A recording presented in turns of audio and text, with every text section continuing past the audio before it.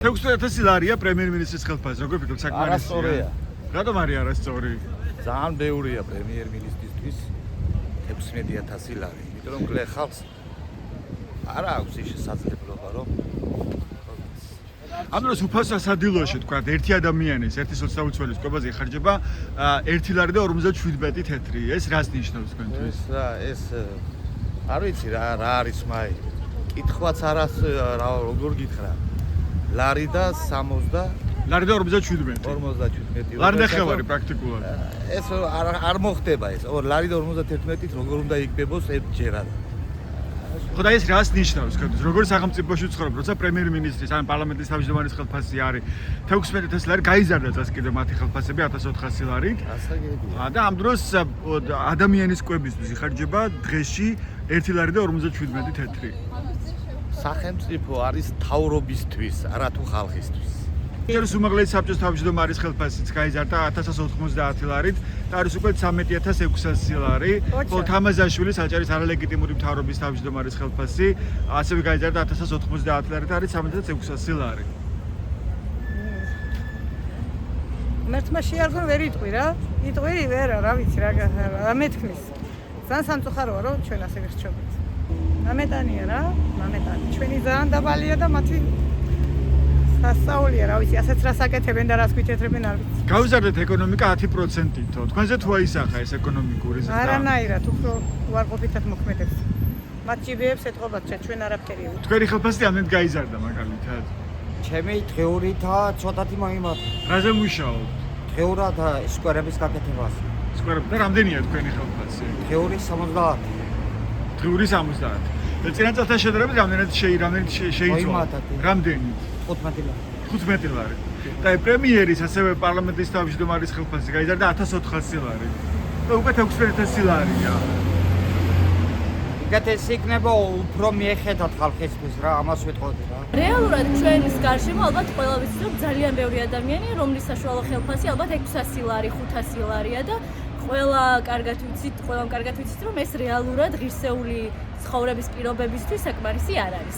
სახელმწიფოს არ ექნებოდა პრეტენზია იმ შემთხვევაში თუ მათი ხელფასების ზრდასთან ერთად პროპორციულად გაიზრდებოდა საშუალო ხელფასი, ხო? მაგათ ხელფასები ისეც გქონდნენ და ისეც იზრდება ჩვენ არაფერმაში არ ვარ. არ არის სამართლიანი და მიუღებელი.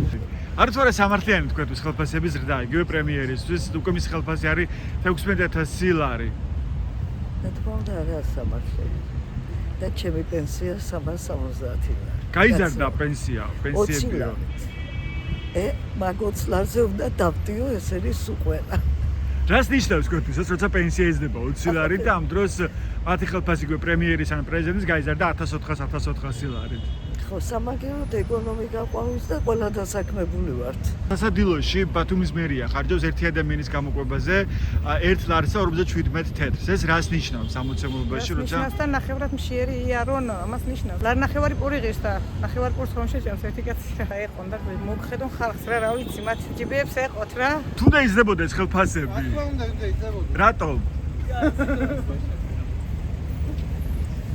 რამდენად სამართლიანია, როდესაც მოსახლეობის დიდი ნაწილი ცხოვრობს სიღარიბეში და თანამდებობის პირები, მათ შორის იმის გათვალისწინებით, რომ კორუფციაში არიან ძალიან ბევრი მათგანი ჩართული და ამას თავადაც ადასტურებენ, რამდენად სამართლიანია, რომ მოსახლეობის დიდი ნაწილი არის სიღარიბეში და თანამდებობის პირები, მათ შორის პრემიერ-მინისტრის, პრეზიდენტის თუ ასე შემდეგ, მათი ხელფასები იზრდება. გარდა ამისა, რამდენად სამართლიანია, რომ 2026 წლის 1 იანვრიდან გაუქმდა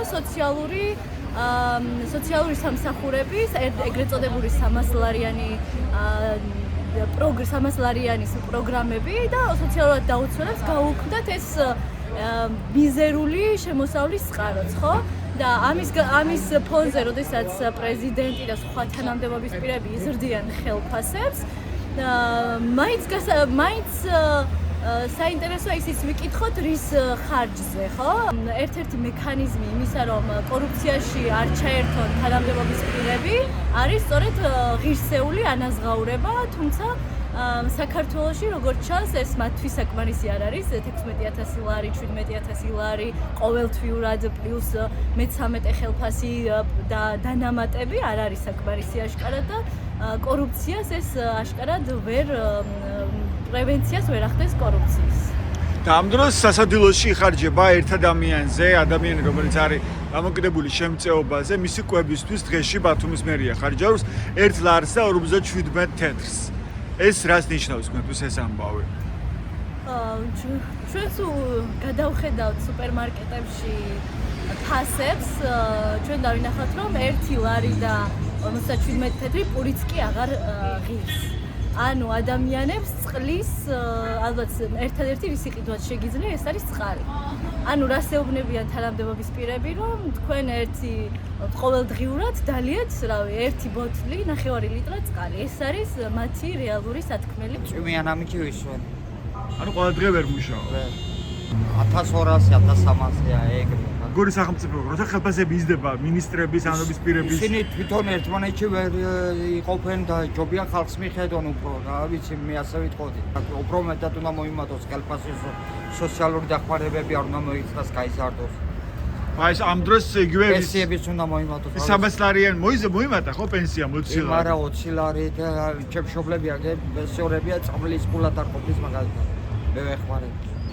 აი თქვენ სასადილოში ვინც იღებს შემწეობას, მათი სადილისთვის დღეში ხარჯება მერიის ბიუჯეტიდან 1 ლარი და 57 თეთრი. დიახ. შესაძლებელია ამ თანხით არა შესაძლებელი. სადილის ეს მე არ ვიცოდი ლარი 57 იყო, არა შესაძლებელი. როგორ? ყოველდღე სამართლო რა თქმა უნდა. რატომ არის ეს უსამართლო? იმიტომ რომ საშუალო ფენა ფაქტიურად აღარ არსებობს ქვეყანაში, დარჩა მარტო ძალიან ღარიბი ფენა და საოცრად მაღალი ფენა. აი გაიზარდა ეკონომიკა 10%-ით, ირაკლი კობახიძე ამბობს. ანუ მაღალი თანამდებობის პირებს. არა ის ახლა გამოიყვანეს საშუალო არითმეტიკული ხელფასი. როგორია ზოგადად სახელმწიფოში რანაირად იქნება საშუალო არითმეტიკული კი მათთვის თუ 35000-ია და რიგითი ადამიანისთვის 800 ლარი საშუალო არითმეტიკული უცებად გამოვა 3000 ლარი თიური ხელფასი. და ამ დროს სასადილოში ბათუმში მაგალითად ხო ერთ ადამიანზე ვინც რომელიც არის დამოკიდებული შემწეობაზე იხარჯება დღეში 1 ლარი და 57 თეთრი. ეს რას ნიშნავს? სრულად კატასტროფას. ემპათია საერთოდ არ არის ღარიბი ადამიანის მიმართ და საერთოდ რაც კი არც ერთ მთავრობა ესე ვთქვათ რატომღაც ასე არის მიღებული რომ არ ფიქრობს თავის ხალხზე, მაგრამ აი ამ ეტაპზე საერთოდ მე მგონი ხაზი გადაგვისვეს საერთოდ. რა შეიძლება გავაკეთოთ ჩვენ მოქალაქეებმა? ჩვენ მოქალაქეები სამწუხაროდ ჩემ თავზე ვიტყვი მაგალითად რომ საკმაოდ პასიურები ვარ. მე პირადად მაგალითად რაღაც უკვე ნიჰილიზმში გადაგდის და ხელის ჩაქნევის ეს მომენტი გეწყება რა. როგორ გითხრა? რა გითხრა მითხარი? მე ვერაფერს ვერ გეტყვი. რას ეტყობთ ოცნების მთავრობას? რა იქნებოდა თქვენი გზავნილი?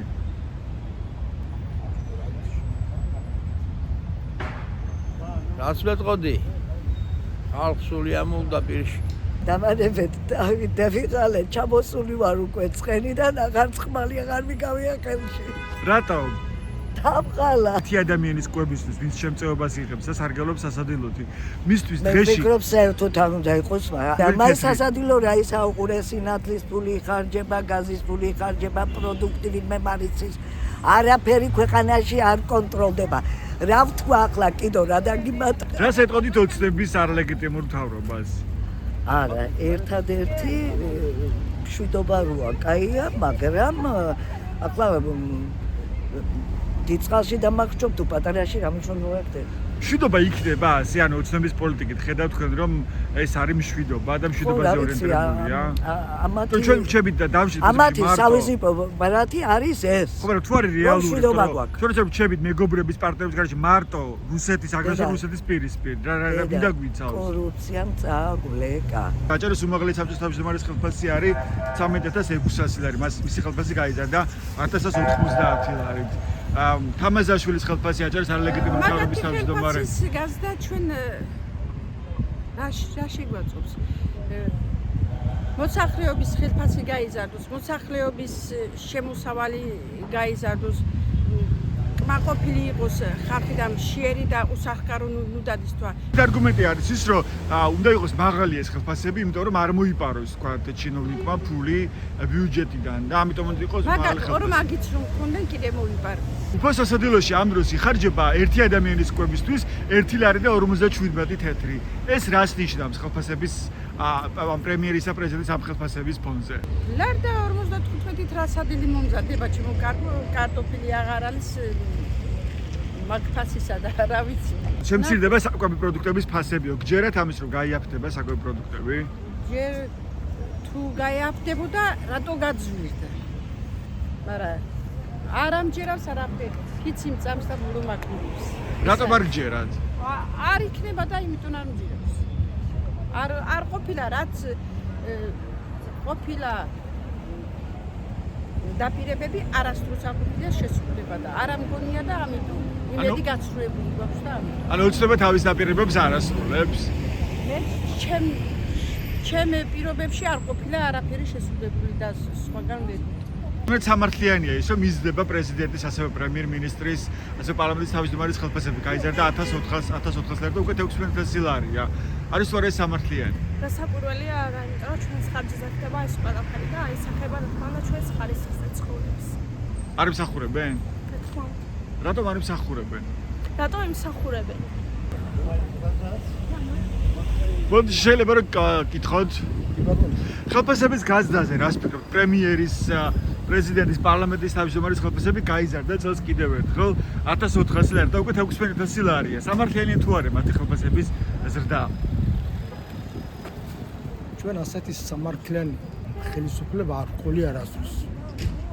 ამიტომ რასაც აკეთებენ ისინი მართლაც აკეთებენ. ანუ სამართლიანია პრემიერის ხელფასი 14,000 ლარი, ამ დროს როცა უფრო სასადილოში ერთი ადამიანის კვებისთვის იხარჯება 1 ლარი და 57 თეთრი. პრემიერს კონდეს აბა ვისფერი ხელფასი. მათი ხელფასები გაიზარდა, ეს თუ არის სწორი? ჩვენიც რომ გაიზარდოს არც ცუდი იქნება მე მგონი. და ამ დროს სასადილოებში იხარჯება ლარნახევარი დაახლოებით კვებისთვის. ეს რას ნიშნავს? წავებისთვის დიახ. სოციალურწმული ადამიანებისთვის. ჭირდება დახმარება უცილებლად. შესაძლებელია ლარი და 57 თეთრით სადილის მომზადება? აი მე შემოგები.